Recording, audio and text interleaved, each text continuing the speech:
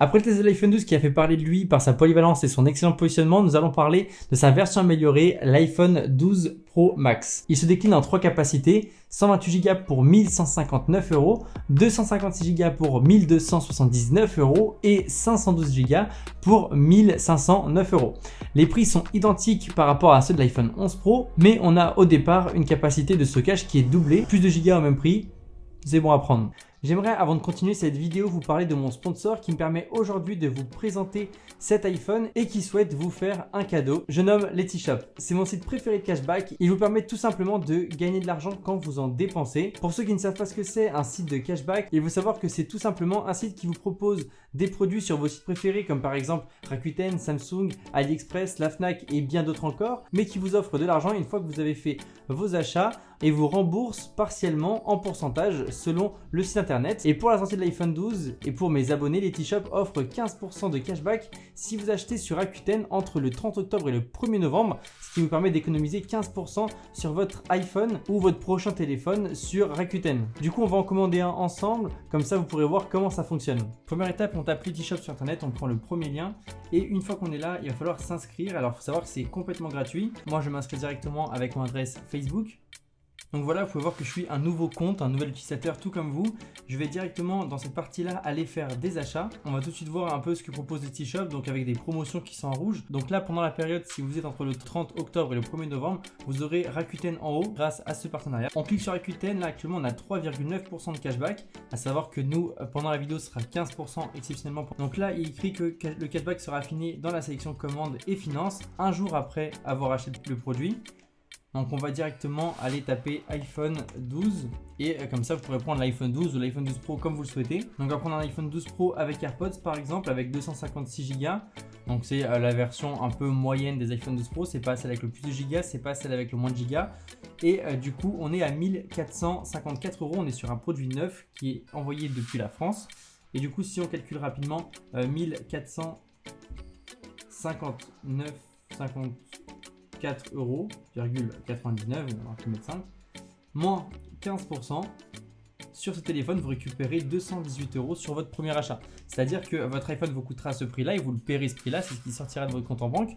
Mais par contre, vous récupérez 15% de cashback, ce qui fait les 200 € qu'on a pu voir et qui seront directement sur Letishop et qui vous permettra par la suite de refaire des achats avec cet argent là, donc ça vous permet de faire de réelles économies. Il est difficile de rester indifférent au design de ce nouvel iPhone. Il faut dire que depuis l'iPhone 6 on a le droit à des téléphones à bord rond et tout comme l'iPhone 12, cet iPhone 12 Pro propose des tranches droites, un trait esthétique que nous connaissons bien évidemment grâce à l'iPad Pro de 2018 ou également le nouvel iPad Air 4 qui vient tout juste de sortir. Et comme vous le savez certainement, ce nouveau design, on le reprend de l'iPhone 4 et même de l'iPhone 5 ou l'iPhone 5S. L'iPhone 12 Pro est en acier inoxydable comme le modèle précédent. La finition arrière est toujours en verre dépoli mat, ce qui permet d'éviter les traces de doigts. Par contre, contrairement à son arrière, les tranches sont vraiment des aimants à traces de doigts. Il faut savoir que si vous prenez cette version-là, vous passerez votre temps à la nettoyer.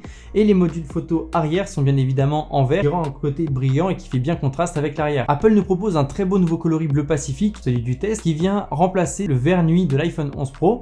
D'ailleurs, dites-moi en commentaire si vous préférez le bleu nuit ou le vert de l'iPhone 11 Pro. C'est également à l'arrière que nous trouvons la technologie MagSafe qui ne se voit pas à l'œil nu, mais elle permet magnétiquement de mettre divers accessoires. Alors Apple a bien évidemment mis un chargeur 15 watts pour faire une recharge sans fil, mais on peut également noter de nouvelles coques et de nouvelles technologies, nouveaux accessoires qu'on peut mettre par-dessus, notamment le porte-carte en cuir que je trouve vraiment utile et que je veux absolument. Alors je m'inquiète juste parce que j'espère qu'il tient bien et qu'il risque pas de tomber, donc ça faudrait le tester. J'espère aussi qu'il ne rendra pas le téléphone trop gros et qu'il rentrera bien dans ma poche. À part ça, il y a beaucoup de choses qui vont arriver avec le MagSafe et j'ai hâte de découvrir tout ça. Pour ce qui est de l'avant, on a une dalle de 6,1 pouces avec une surface d'affichage de 88% de la face avant. L'écran Ceramic Shield intègre des cristaux de nano-céramique dans son verre. J'ai pas envie de tester, mais je vais le croire sur le papier. L'encoche subsiste toujours malheureusement et n'a pas été réduite pour ceux qui se poseraient la question, et elle comporte toujours Face ID à l'intérieur, mais par contre Face ID n'est toujours pas capable de nous reconnaître avec le masque. Faut dire que c'est normal, technologiquement c'est quasiment possible, mais bon, on peut le noter. On peut noter quand même quelques changements au niveau des tranches.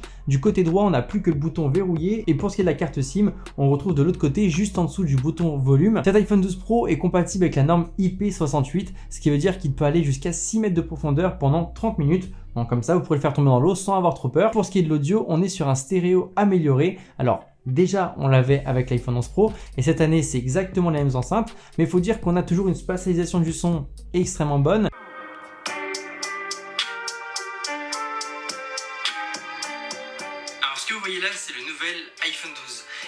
malgré tout ce qu'on peut lire sur internet. Pour regarder des vidéos, écouter de la musique, c'est déjà pas trop mal. Même si c'est mieux d'additionner une enceinte, c'est quand même déjà très bien. Les aigus sont pas désagréables, on retrouve même quelques petites basses. C'est largement suffisant pour un smartphone et c'est surtout l'une des meilleures enceintes smartphone que j'ai pu tester. Pour ce qui est de l'écran, l'iPhone 12 Pro a grandi un petit peu. Il est passé de 5,8 pouces à 6,1 et il passe à une définition de 2532 sur 1170 et on passe également à une résolution de 460 pixels par pouce. Donc on a plus de pixels par pouce, on a une meilleure résolution. Faut dire qu'il est quand même très bien calibré, les températures de couleur sont aussi très bien maîtrisées. Et pour ce qui est de la luminosité, j'ai été assez bluffé parce que c'est vrai qu'en haute luminosité, on n'a aucun souci pour voir notre écran.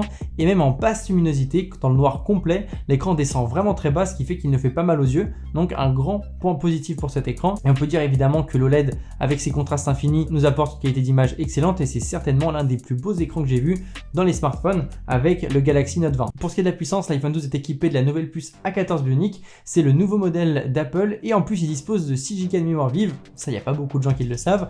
Et la 14 Bionic fait partie des processeurs les plus puissants du marché. Il peut concurrencer n'importe quel processeur Android. Donc à ce niveau-là, vous n'avez pas à vous inquiéter. De ce que j'ai testé, l'optimisation du logiciel est encore une fois excellente et j'ai rencontré absolument aucun bug, aucun ralentissement, aucun lag avec les applications, même avec des applications très énergivores, notamment des applications de retouche photo comme Snapseed, de montage avec iMovie ou Quick. Et j'ai même joué à des jeux vidéo comme Call of Duty ou Asphalt et j'ai eu aucun ralentissement. Donc franchement, il y a vraiment une bonne optimisation et la puissance est vraiment là. D'après les benchmarks, on a vu qu'il y avait quand même peu de différence avec l'iPhone 11 Pro, mais le processeur A13 était déjà très puissant, donc en soi c'est pas très grave. Et pour ce qui est de la longévité, si vous vous posez la question, c'est un téléphone et une puce qui vous durera 4 à 5 ans facilement. Il faudra juste penser à changer la batterie d'ici 3 ans. Au niveau de la photo, on retrouve nos 3 modules photo de l'iPhone 11 Pro. Apple a toutefois mis à jour l'objectif de base, l'objectif grand angle, qui ouvre maintenant à 1,6 au lieu de 1,8, ce qui fait qu'il a des meilleures capacités en basse lumière. L'objectif principal est composé de 7 lentilles pour avoir des photos avec beaucoup plus de netteté et le module ultra grand angle ne change absolument pas, tout comme le téléobjectif qui est toujours un zoom x2. Par contre attention, la version Pro Max est différente.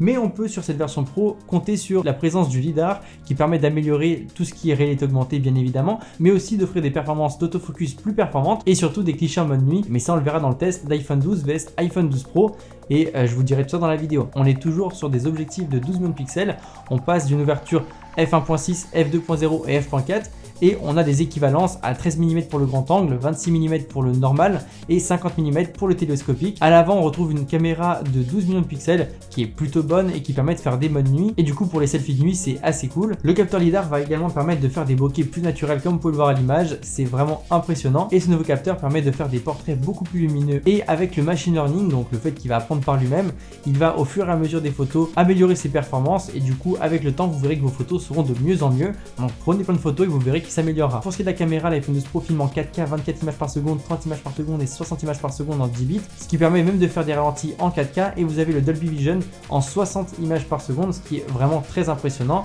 Voici quelques images que j'ai pu filmer avec l'iPhone 12 Pro.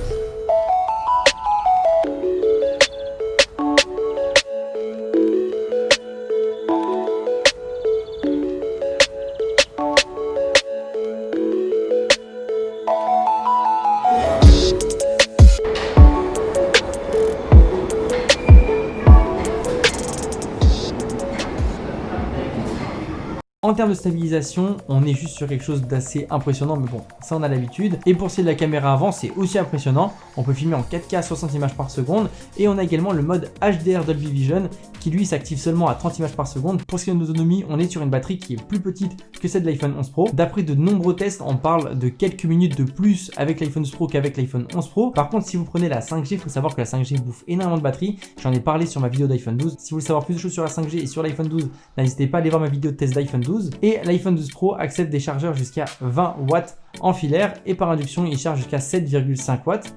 Par contre, avec le MagSafe, qui est différent de l'induction vu que c'est aimanté, on est sur du 15 watts. Donc le plus rapide sera toujours le filaire. Moi, j'ai essayé de le charger avec mon dock de MacBook Pro 15 pouces, qui est un dock de 60 watts. Mais grâce à l'USB Type-C qui a un connecteur intelligent, il va mettre que du 20 watts à l'iPhone. Et en gros, j'ai mis 30 minutes pour avoir 60% et j'ai mis très exactement 1h07 pour avoir 100% d'autonomie rechargée avec cet iPhone 11 Pro. Ce qui est en soi assez lent pour la taille de la batterie. On est seulement sur 2815 mAh mAh. Je le teste tout le temps avec le gros chargeur, mais si vous avez un chargeur 5 watts, je pense que ça mettra quand même pas mal de temps. Si vous avez l'info, mettez-moi ça dans les commentaires. Pour ce qui est de l'interface iOS, on est bien évidemment sur iOS 14 qui apporte les widgets, le fait de pouvoir mélanger ses applications, le fait également de pouvoir supprimer des applications sur l'écran d'accueil sans les désinstaller du téléphone, et bien évidemment avec le Picture in Picture et beaucoup d'autres choses. Alors, je dois vous avouer qu'il manque encore beaucoup de choses à iOS 14. Je trouve pas du tout ça parfait. On est peut-être sur une amélioration pour certaines personnes, mais pour d'autres comme moi qui sont plus minimalistes et qui veulent les choses plus simples, c'est vraiment une régression, notamment parce qu'il n'y a toujours pas la possibilité de fermer toutes les applications avec un seul bouton, contrairement à ce que fait par exemple Android, ou tout simplement parce qu'on ne peut pas désactiver la page de tri des applications qui est tout à droite, que je trouve personnellement très désagréable. J'arrive jamais à trouver mes applications là-dedans, et même pour la page tout à gauche, la page de widget avec les nouveautés, c'est vrai que j'aimerais pouvoir le désactiver parce que finalement ça ne sert à rien. Ça reste iOS 14, ça reste un système d'exploitation très fiable et assez agréable à utiliser. Pour conclure, je pense que l'iPhone 12 Pro est quand même plus beau que l'iPhone 12. Il apporte le lidar, il apporte un téléobjectif, il apporte également une meilleure finition et des matériaux plus nobles, mais il est quand même 200 € plus cher que l'iPhone 12 en termes de giga équivalent, ce qui peut dire personnellement que l'iPhone 12 est quand même largement suffisant. Après, vous pouvez prendre le 12 et vous pouvez prendre le 12 Pro Max qui lui par contre est vraiment différent du 12 Pro, et on le testera bien évidemment dans la chaîne en novembre quand il sortira. Mais entre les deux, je partirai quand même plus sur l'iPhone 12 pour son rapport qualité-prix et pour le peu de différence. Honnêtement, je ne me vois pas acheter 200 €. Mais après, c'est à vous de choisir.